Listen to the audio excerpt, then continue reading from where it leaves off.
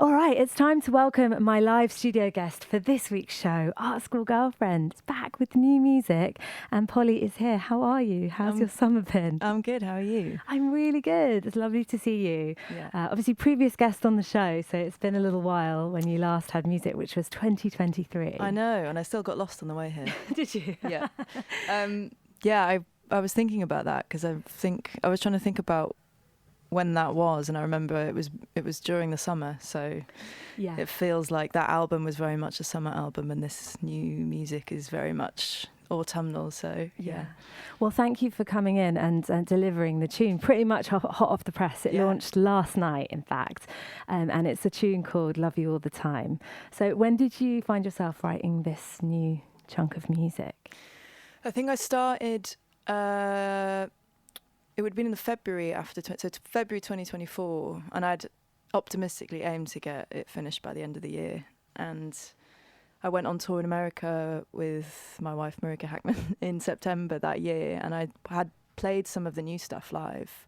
And so then I kind of got back and I was like, right, well, it'll be ready by spring and I'll start putting stuff out. But then I just got on this like massively creative spur, and it was that thing of being like, I have enough music to release, but I feel like I should kind of keep this wave going. And I just kept writing, and in the end, these were the songs that finished themselves. It felt like they all kind of came together and kind of crystallized, but there's still so much music that I really want to go back and revisit, because it was one of the most creative I think I've ever been in my life, which is a nice feeling. Yeah, it's a good 3 feeling. albums in. Yeah, 3 albums in, when it just flows and it just keeps on coming.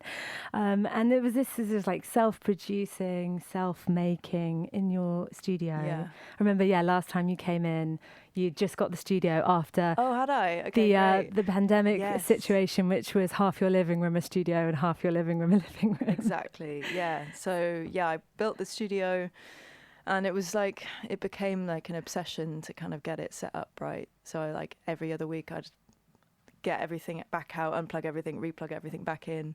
And it just became like such a huge part of how this album, which I'm now revealing, this body of work, forthcoming body of work. This project is going to be how it was made. Like this is the first music I've self-produced since my first EPs, and it was just like this thing of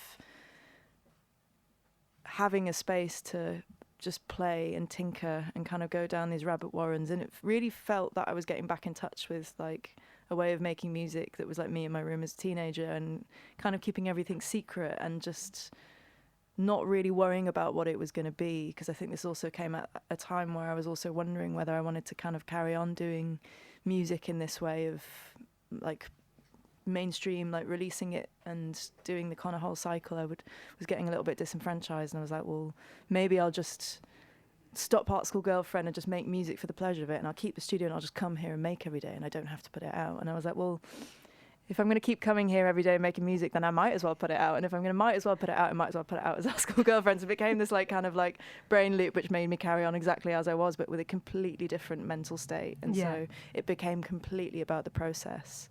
So it was not about necessarily how I think anyone was going to listen to it. It was just about me following my intuition in that very moment, and enjoying being in the music and like making it, and just really going quite deep into stuff. Yeah, and was there a little bit of taking the pressure off yourself just from having that internal sort of monologue with it? Totally. I call it like positive nihilism that I kind of reached, where it's like there's all the themes on this song, and along a lot of the other stuff is like kind of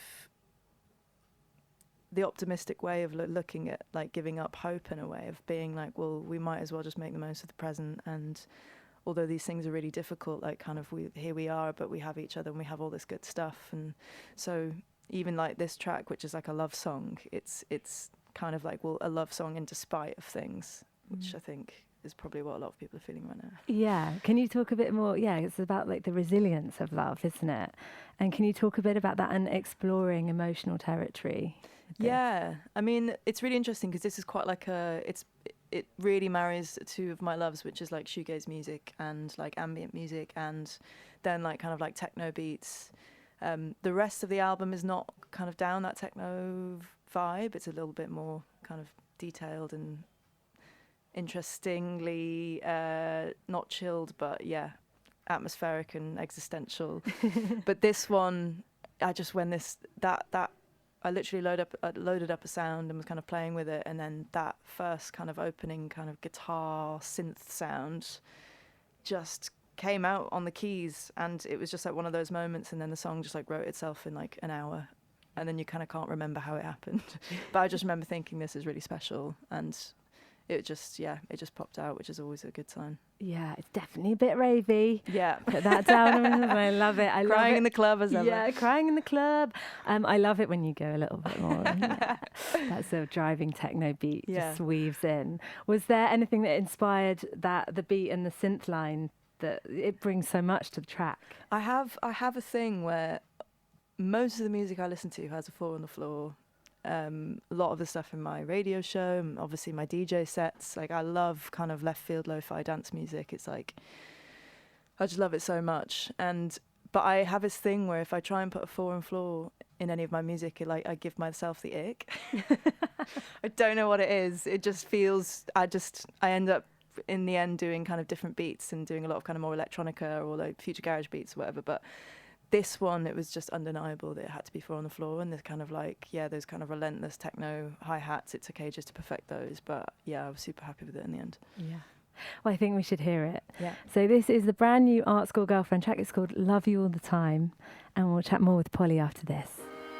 So that is Love You All the Time. It's brand new from Art School Girlfriend. I've got Polly Mackey in the studio as my guest on this week's show. And so that's the first taster of a new, let's say a body of work, a new body of work. I remember you saying last time that you were really efficient with making Soft Landing in the fact that you'd booked the mixer in as you were still making the record. And how was it this time? Does it, I guess it felt very immediate that you were sort of just cracking on, even though this one was a bit more insular, it sounds like. What was the process like? How did it sort of compare? Yeah, it was kind of the opposite to the last album. The last album was great because I was bouncing off my co-producer, Riley McIntyre, and he kind of in the room just makes you feel like a genius and makes you really like have conviction about the decisions you're making. You don't have that when you're on your own. And you have that. I think that a lot of this album was really interesting because I've never done therapy, but I imagine this is a little bit what like doing therapy is, where you're kind of sat in silence and you have to come up with something. And it was the idea of I had nobody to kind of take me off in a tangent if I got into a block. Like I had to work through that block, and I had to be the one kind of really taking the songs like fully to the end and like believing in my own conviction and trying not to like double guess myself or overwork stuff. And so what was really great is that then Riley came in right at the end and mixed it as well. So just having his ears was great, and just telling me that everything was okay.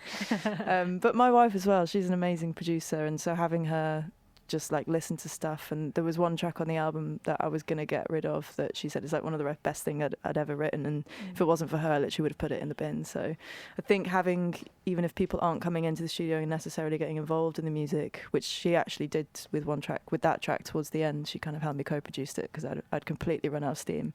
But the rest of the stuff, it's the thing of like that like Rick Rubin seeding stage where you're just constantly making new stuff is really, really fun, and I could live in that forever. But it's that kind of like slight audio admin stage of the latter that kind of, that's the stuff that other people usually step in and do. And I think it was really interesting to try and like break through those kind of mental barriers.